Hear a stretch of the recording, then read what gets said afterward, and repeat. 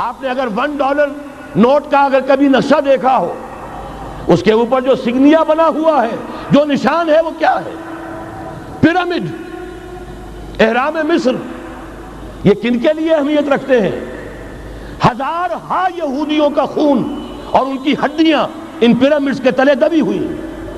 جب یہ احرام بنائے گئے تھے، یہ یہودی وہاں غلامی کے دور میں تھے، بیگار ان سے لی جا رہی تھی، بڑے بڑے پتھر جب گرتے تھے تو پسنے والے یہودی ہوتے تھے۔ یہ ان کی اپنی جیسے ہولوکاسٹ، جیسے انہوں نے اس کو اپنا سمبل بنایا ہوا ہے، اسی طریقے سے پیرامڈ، مصر کا پیرامڈ، یہ گویا کہ ان کے اس زوال کا ایک نشان ہے، اور اس پر ایک آنکھ بنی ہوئی ہے، ایک آنکھ، کان دجال کی آنکھ، وہ دیکھ رہی ہے۔ عجیب ہے یہ سمبل۔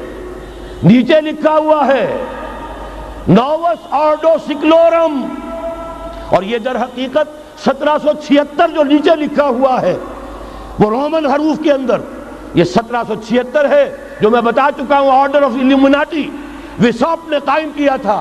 عام دنیا یہ سمجھتی ہے کہ شاید یہ امریکہ کا یوم آزادی ہے، سن آزادی ہے۔ یکم مئی، اس آرڈر آف الومناٹی کی تاسیس یکم مئی کو ہوئی ہے۔ یہ یکم مئی جو منایا جاتا ہے، دھوکہ یہ دیا گیا ہے کہ یہ شکاگو کے جو مزدور ہیں ان کی یادگار ہے۔ حقیقت میں یہ یکم مئی اور 1776 آرڈر آف دی الومناٹی کی تاسیس کی تاریخ ہے۔